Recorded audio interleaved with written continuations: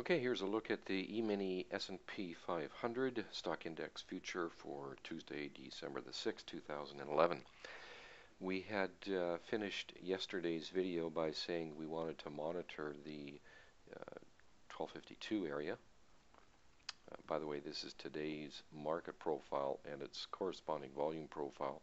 This is what occurred overnight, and this is yesterday's market profile. So you can see here that our 52 area right in here, you can see the market did drop below it overnight, rallied up, and then opened here. The next area up that we were looking at was in the 58 area as the next immediate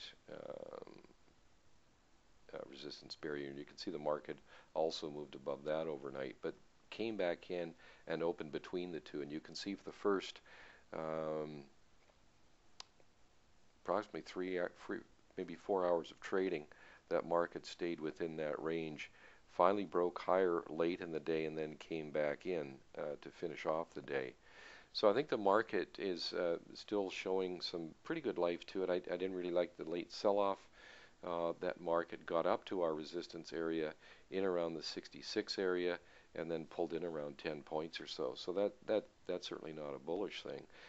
However, did not make a new low, so I really don't think the market is set, at least at this stage of the game, to really have a strong sell-off, although anything is possible as we wait for news to come from Europe. Should it hold below 52, however, that would be a change in sentiment for sure. We also like to take a look at the market profiles from just the regular trading hours only, and that's what you can see right here. This is the past 5 days of trading.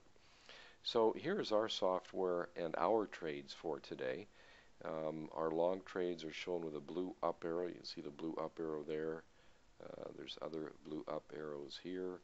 These are all long trades. And a long trade, unless it's triggered immediately, it'll show a dashed blue line as these three trades were.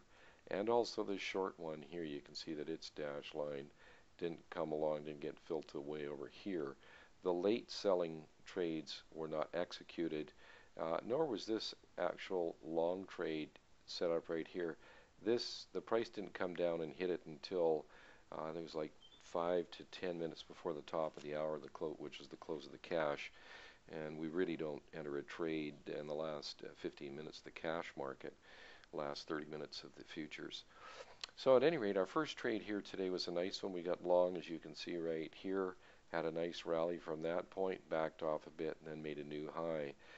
And we did take that trade, so that was our first trade for the day, and it was nice. It was in the intraday up auction, as we've been stating, and of course we had a intraday green filter to help us with that.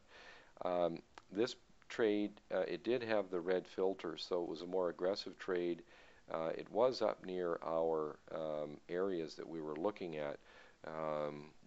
Typical resistance. So that was our second trade for the day. Our third trade here we did not take. I'm sorry, I missed this. There's another red arrow right here. This trade we did not take. We are in intraday up auction. We have a neutral filter. We did not take that trade. These two trades were combined to one trade, and we got in right in here, so it had a nice 2-point bounce just after we got into it. So that was our third trade of the day and worked out very nicely.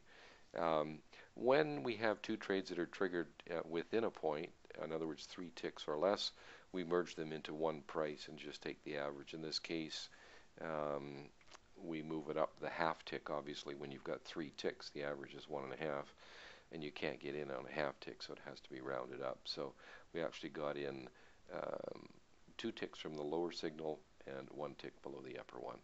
So it was a nice trading day, 3 trades with some nice profits on them, so worked out well. So as I said earlier, we're still going to monitor that 52 area of support, maybe even 54 if it doesn't get below that. With the 66 area is really important, and our containment right now is 52 to 66.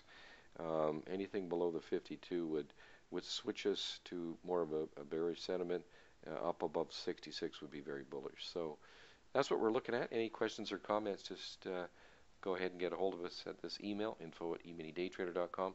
Always enjoy hearing your questions and comments, so don't hesitate in getting a hold of us. So that'll be it for today. Thanks for watching, and we'll see you again tomorrow.